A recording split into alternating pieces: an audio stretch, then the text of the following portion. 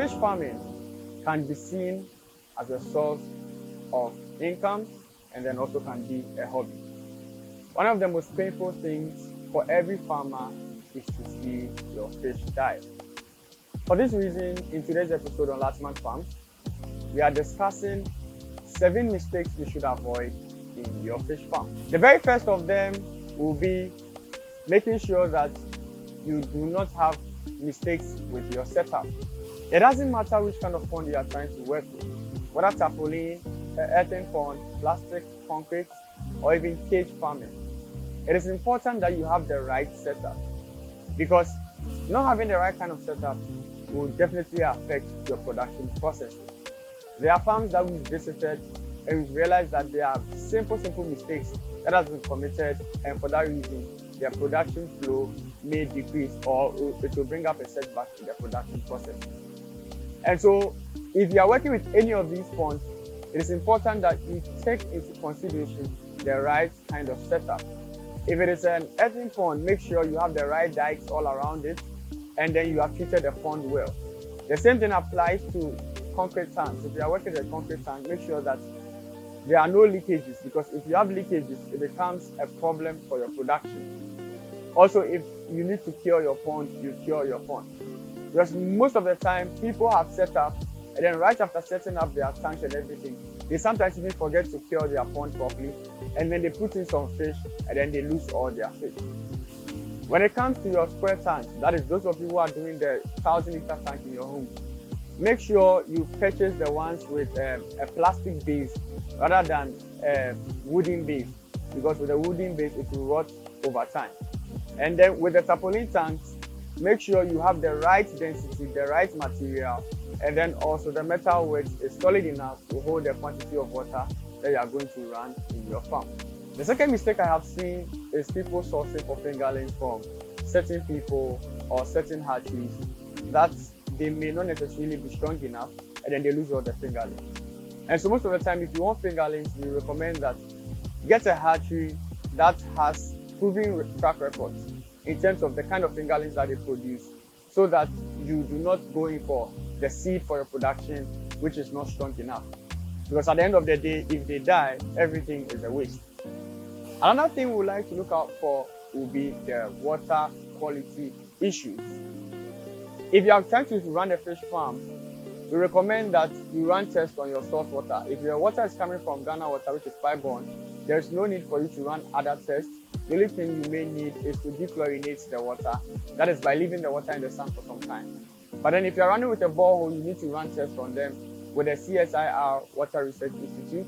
It takes about 10 days. They'll test your water and tell you the levels to which you can use for your production processes. If you are going to be taking water from streams and rivers and other locations, then you would also need to run these tests with this water. The better your water quality, the better your production processes. And that leads me to another area of focus. That would be infrequent changes of water. In most of the farms in Ghana, we are not running recirculation systems. And for that reason, when you reach out to Lartman Farms, we have stipulated for various farms the number of days that you need to change your water. Now, most of the time, I have had a lot of people talk to me, and when you tell them when they should change their water in terms of duration, they do them, sometimes they delay. And these things cause mortalities in farms. I have had farmers who have told me that we delayed just one day and we lost about 100 pieces of our fish. And so it is important that you change your water at the right time. If we say change after every 3 days, just make sure that after every 3 days, you change your water at the right time.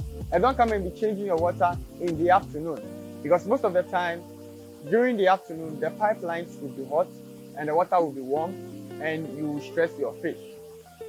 The next mistake you like to avoid will be the failure to record tests frequently and accurately.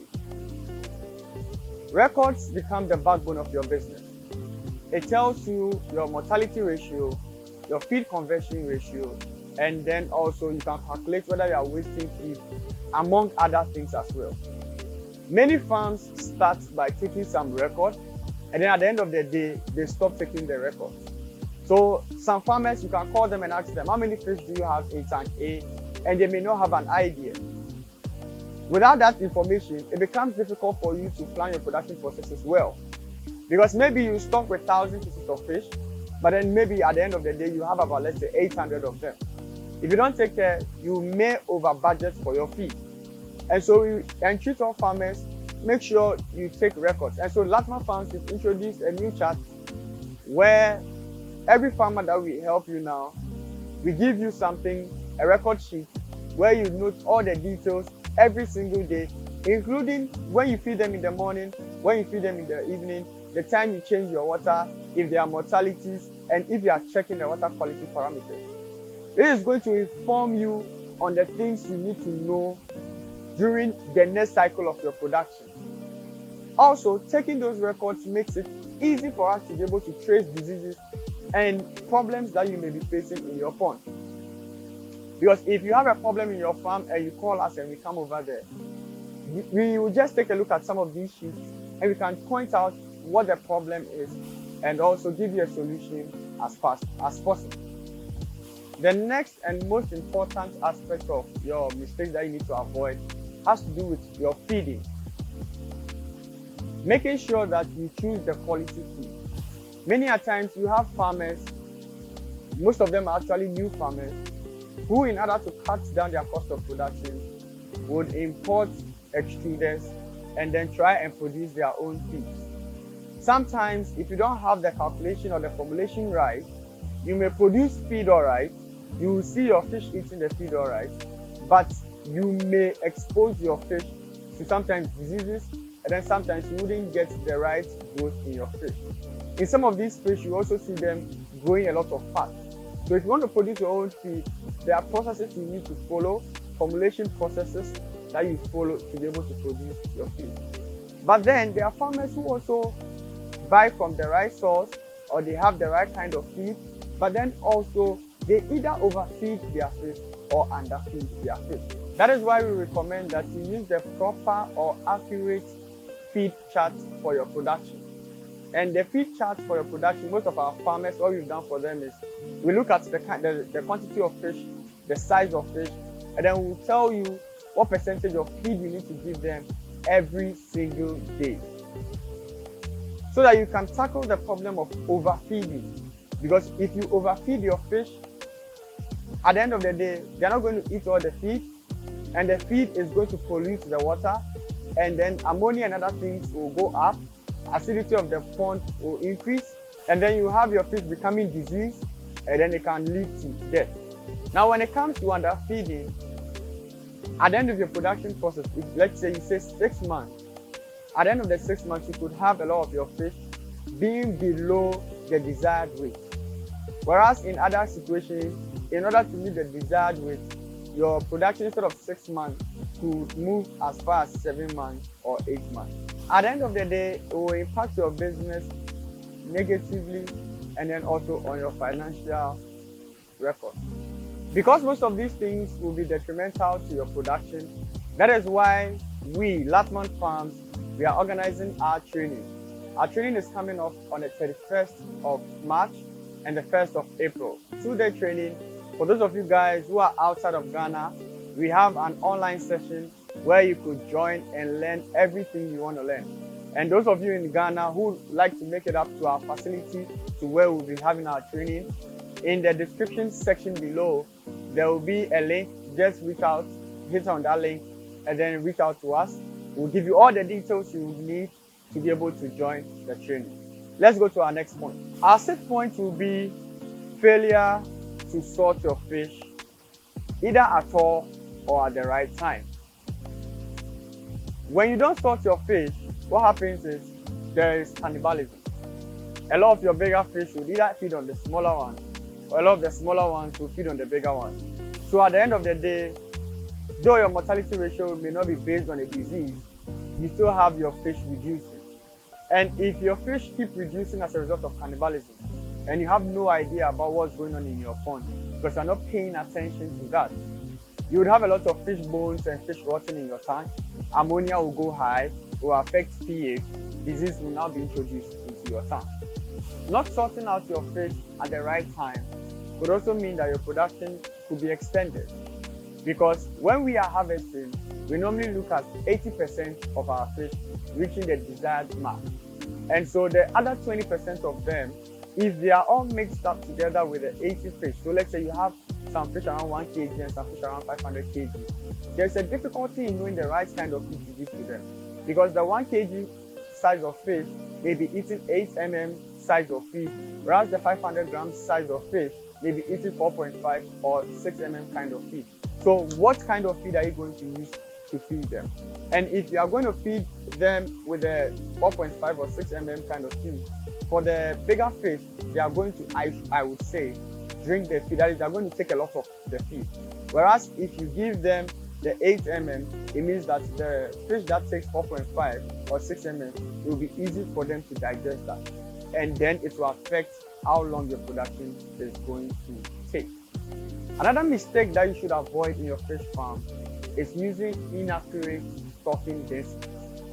Many farmers in Ghana farm and they do not work with the right stocking densities. If you don't work with the right stocking densities, you expose your fish farm to a lot of problems and a lot of issues.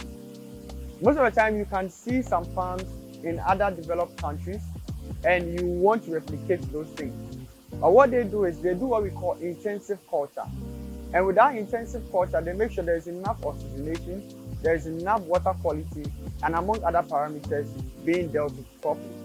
But then what we have to understand is having the right stocking density is very, very important. Because it prevents your fish from being crowded, it prevents your fish from having suffocation, it prevents a lot of diseases from easily breeding in your pond, it prevents low water quality parameters, among other things. And then also, it helps you to make efficient use of your tank. Because if a tank should be able to produce you a 1 kg size of fish in the next 6 months, if you overstock, you may get a lot of fish at the end of your production, but then you may not get that targeted size of 1 kg or more. And so if your market is requesting for that, at the end of the day, you can't meet that demand that the market is looking for. And it affects whatever thing you're trying to do in your production. Also, if you have overstocked the fish in your pond, within the least problem that you face in your pond, you have mass mortality. Because there's already pressure on the system and there could be easy spread of diseases at any point in time in your tank. That is the reason why we always recommend that you use the right stocking density for your fish farm.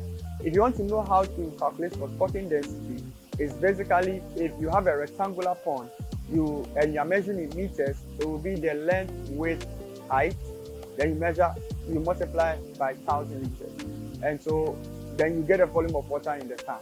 So if at the end of the day you realize that the tank is 10,000 liters of water, then the calculation you can use for catfish will be 10 liters of water per 1 kg of fish. If you have 10,000 liters of water in your pond, it means at the end of the day you would have 1,000 pieces of fish at 1 kg size. The very last thing we would like to mention is failure to maintain proper biosecurity measures. Biosecurity measures are very important in your fish farm. It includes all movements in your farm and how you run every activity in your farm. It means that anybody who is working in your farm, there are protocols they are supposed to observe. Anybody who is coming out of your farm, there are protocols they are supposed to observe. These protocols are very important for your production because people visiting your farm could introduce certain organisms and certain bacteria and pathogens to your farm. Therefore, you can have an outbreak of a disease in your farm. And these biosecurity measures are in place to help you to ensure that you do not have any outbreak in your farm.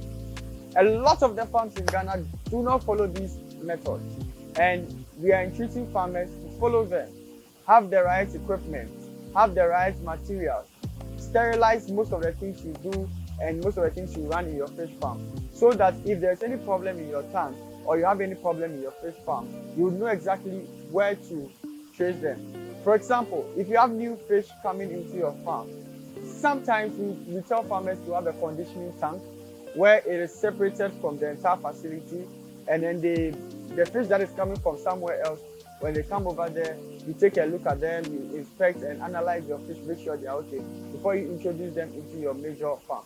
Also, another thing that you can look out for will be having a quarantine tank or container. So at any point in time where there is a problem in your fish tank, it is easy for you to separate it, and just like the way we did with COVID, you separate and then you treat. You separate that fish, administer whatever medications, and then when they are okay, then you can bring it back into your fish farm. And so these are the most important things that we'd like you to take note of. In all of these things, to have all of the information, training is very paramount. Lack of training means that you are going to even miss a lot of this information. That is why we have this channel here, to bring you all of the details that you need to know. For those of you guys who are interested in fish farming training, Lartman Farms is organizing a fish farmers training on the 31st of March to the 1st of April. When you come, we'll teach you how to grow fish, how to process them, and how to handle the market. If you are interested, there will be a link in the description section below where you can just reach out to us. We'll help you to pass through the processes to join. It doesn't matter whether you are watching us from any other country, you can join us online or in person for this particular training. Thank you so much, and we would like to see you in our next episode. Keep on commenting, liking, and sharing, and bye.